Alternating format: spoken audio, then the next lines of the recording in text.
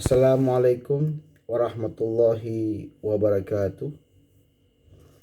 Innal hamdalillah nahmaduhu wa nasta'inuhu wa nastaghfiruhu wa na'udzu billahi min shururi anfusina min sayyiati a'malina man yahdihillahu fala mudhillalah wa man yudlil fala hadiyalah. Asyhadu an la ilaha illallah wahdahu la syarikalah wa asyhadu anna Muhammadan abduhu wa rasuluh la nabiyya ba'dah. Allahumma salli wa sallim ala sayyidina Muhammadin al-fatih lima ughliq wal khatim lima sabaq wal hadi ila siratal mustaqim.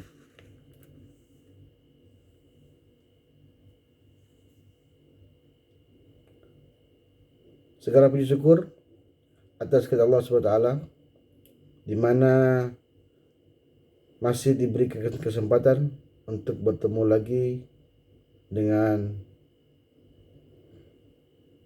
pemirsa YouTube channel saya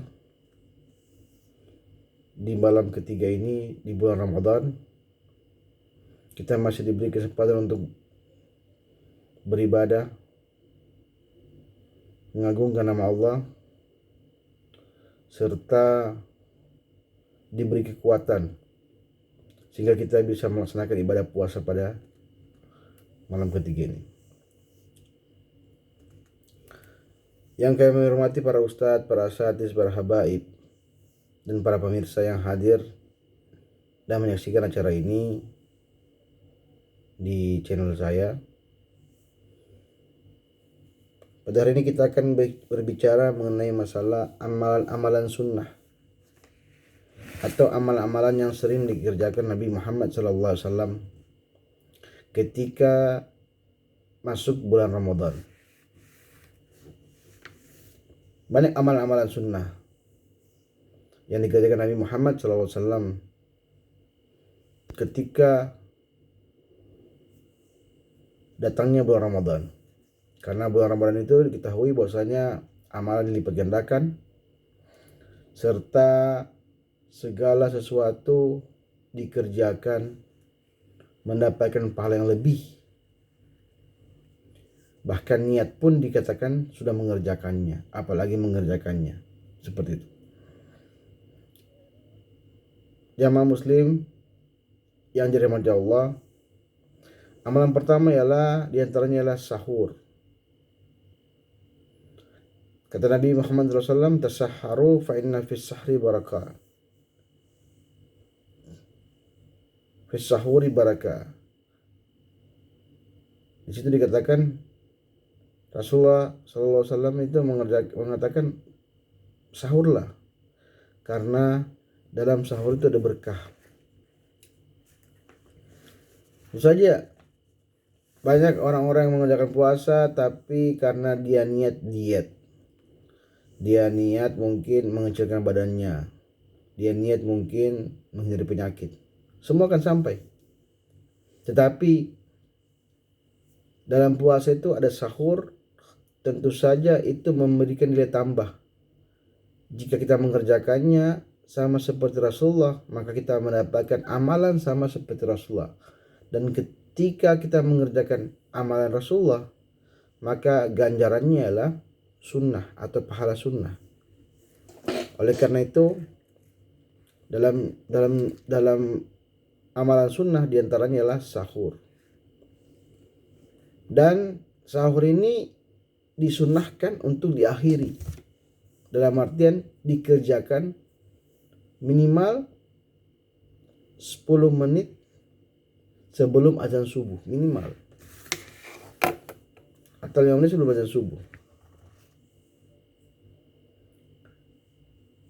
Abu Sa'id Al-Khudri pernah menjelaskan bahwa dia pernah makan sahur bersama Rasulullah SAW. Kemudian mengakhirinya ketika mendekati subuh agar bisa sholat berjamaah bersama Rasulullah. Abu Sa'id Al-Khudri ini adalah salah satu sahabat Nabi yang tentu saja memberikan gambaran kepada kita semua tentang tata cara Nabi Muhammad SAW ketika melaksanakan sahur. Dan beliau mengatakan bahwasanya beliau sebelum melaksanakan sahur, sebelum mengerjakan mengakhiri sahur itu dia sekitar 5 menit seperti itu, atau 10 menit ketika mau sholat subuh. Tentu saja apa hikmah di balik itu semua? Di antaranya adalah kesehatan. Dari segi kesehatan tentu saja, kalau kondisi kita hanya makan sekali pada saat buka puasa dan tidak makan lagi, bisa jadi orang-orang yang berpuasa pada bulan puasa ketika bulan Syawal semua sakit mah atau sakit lambung, asam lambungnya naik. Tetapi dari segi kesehatan itu menunjang kita untuk agar supaya kita bisa mempersiapkan diri sehingga terjaga kesehatan kita. Bahkan Rasulullah itu menganjurkan sahur di akhirnya tujuannya itu agar kita punya sahur, kita punya perut itu terbiasa atau disiplin atau bisa bekerja dengan baik. Oleh karena itu Rasulullah SAW itu sering mengatakan mengakhiri sahur ketika 5-10 menit sebelum sholat subuh. Bahkan dalam sahur itu perlu diingat, kita punya doa terkabul kalau kita mengerjakan sahur dan berdoa ketika melaksanakan sahur. Sebagaimana Allah telah mengatakan dalam surat Az-Zariyat ayat 18 kalau salah, ayat 18. Wabil asharuhum yastaghfirun. Dan ketika pada waktu sahur atau ketika pada malam 3/4 malam itu Allah mengampuni dosa-dosa orang yang meminta ampun.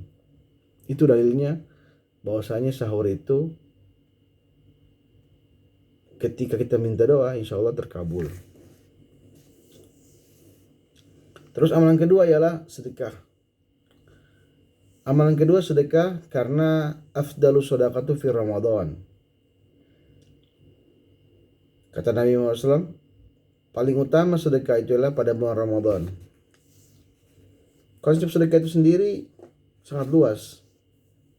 Selain menghilangkan bencana kepada diri si pemberi sedekah, tetapi juga ibaratnya ada ta'awan alal birri wat taqwan, ada ta'awan, ada tolong menolong, ada konsep tolong menolong sehingga kita itu mengerjakan sedekah. Ada konsep sosialisasi sosial antara hablum minan nas, antara hubungan antar manusia.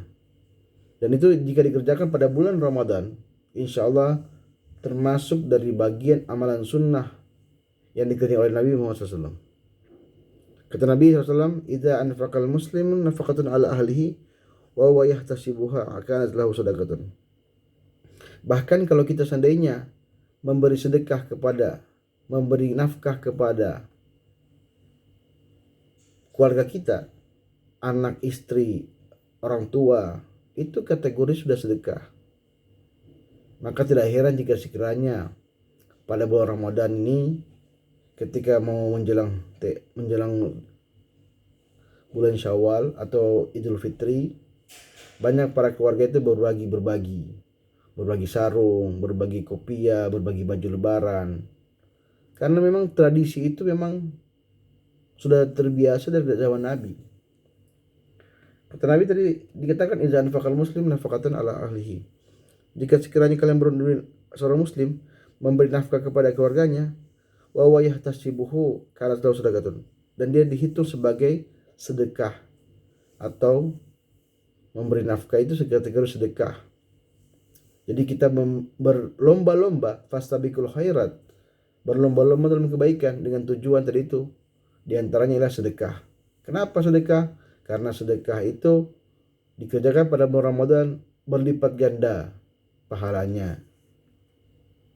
Oleh karena itu, anjuran sedekah juga dilaksanakan pada bulan Ramadan karena selain nilai pahalanya lebih, ada hubungan hablum minan nasnya, menambah silaturahmi, dan sekaligus mempererat tali silaturahmi kita kepada keluarga kita. Oleh karena itu yang terdekat kita beri sedekah. Kalau tetangga, kalau keluarga, tetangga keluarga juga bisa, dan seterusnya. Jadi konsep sedekah itu bukan hanya pada bulan Ramadan, tetapi di luar Ramadan juga boleh, tapi lebih baiknya dilaksanakan pada bulan Ramadan karena itu dapat menunjang mungkin mereka berbuka puasa, mungkin mereka bisa berlebaran juga ketika bulan setelah Ramadan, seperti itu. Jadi konsep sedekah itu sangat baik untuk dilaksanakan pada bulan Ramadan sehingga kita menjaga silaturahmi kita, seperti itu. Kemudian jamaah muslim yang dirahmati Allah, yang ketiga ialah melaksanakan tarawih. Tarawih ini tentu saja tidak dilaksanakan di luar bulan Ramadan, pasti dilaksanakan pada bulan Ramadan. Man qama Ramadan imanan wa ihtisaban ghufira lahu ma taqaddama min dzambi. Man qama, ada yang mengatakan man shoma, man qama Ramadan. Barang siapa, kalau qama lebih identik kepada qiyamul lail atau mendirikan sholat sunnah. Barang siapa yang mendirikan sholat sunnah, yaitu tarawih, maka insya Allah akan ampuni dosa-dosanya. Dan sebagaimana saya jelaskan kemarin, bahwasanya dosa-dosa itu ialah dosa-dosa kecil, bukan dosa-dosa besar. Jadi man qama Ramadan imanan wa ihtisaban ghufira lahu ma taqaddama min dzambi. Barang siapa melaksanakan salat pada bulan Ramadan, salat tarawih dengan penuh iman dan ihtisaban dan penuh perhitungan, insyaallah akan diampuni dosa-dosanya. Tentu saja pelaksanaan tarawih ini dilaksanakan pada tahun 8 Hijriah, tepatnya itu pada masa Umar bin Khattab. Sebelumnya Rasulullah mengerjakannya. Beliau melaksanakan satu malam pertama, malam kedua, dan lama-lama semakin membludak jumlahnya, sehingga Rasulullah mengkhawatirkan pekerjaan ini akan diwajibkan atau merasa wajib padahal sunnah pekerjaannya. Tetapi akhirnya Rasulullah itu berdiam diri di rumah dan melaksanakannya di rumah. Kemudian ketika Rasulullah wafat pada masa Umar bin Khattab, tradisi tersebut dilaksanakan oleh oleh Umar bin Khattab. Tepatnya yang ditunjuk pada masa itu ialah Ubay bin Ka'ab dan Tamim ad-Dari. Dua sahabat itu menjadi imam pada masa itu. Bahkan Umar bin Khattab mengatakan, kalau seandainya ada bid'ah, maka bid'ah hasanah atau bid'ah yang di luar dari pekerjaan Nabi, maka bid'ah tarawih kategori yang termasuk. Tapi kalau beberapa ulama mengatakan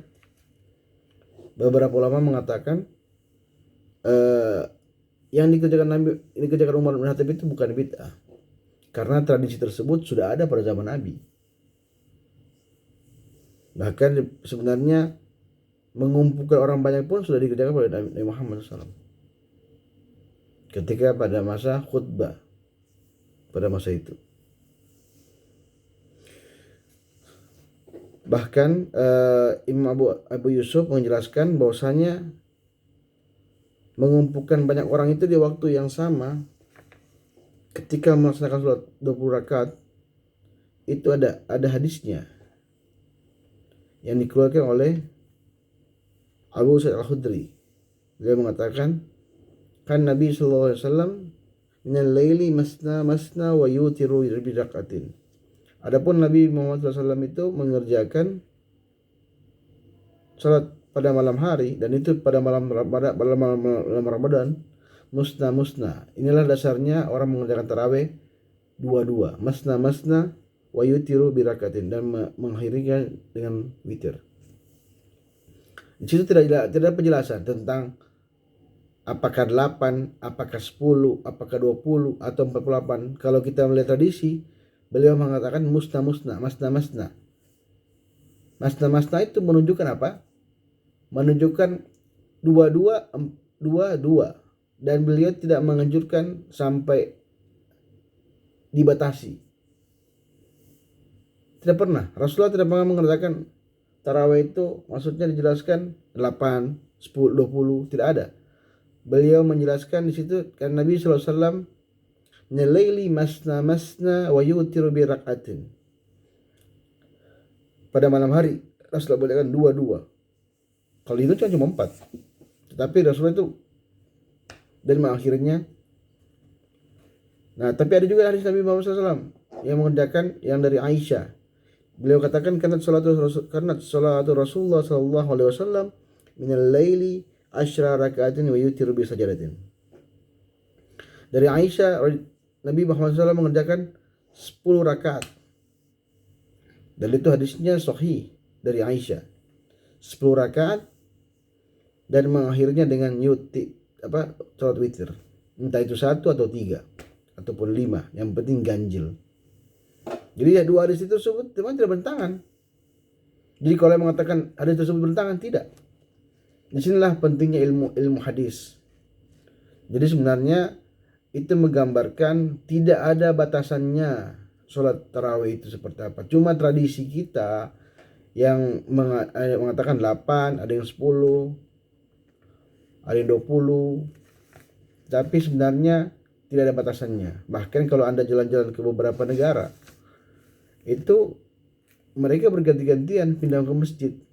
Terutama di Hadramaut, itu mereka berganti-gantian. Habis sholat tarawih di masjid satu, sholat tarawih lagi di masjid sebelah lagi. Berganti-gantian. Kenapa demikian? Karena tidak ada batasan Nabi Muhammad SAW. Semakin banyak kita mengerjakannya, semakin besar pahala kita. Itulah yang saya katakan tadi, bahwa hebatnya ilmu hadis, hebatnya ilmu Al-Quran itu jangan sampai kita salah menerjemahkan, salah memahami hadis tersebut. Meskipun ada yang mengatakan 10, ada yang mengatakan musna, tapi sebenarnya Rasulullah SAW itu tidak membatasinya seperti itu. Dan yang berikutnya amalan sunnah tersebut ialah tadarus Al-Quran.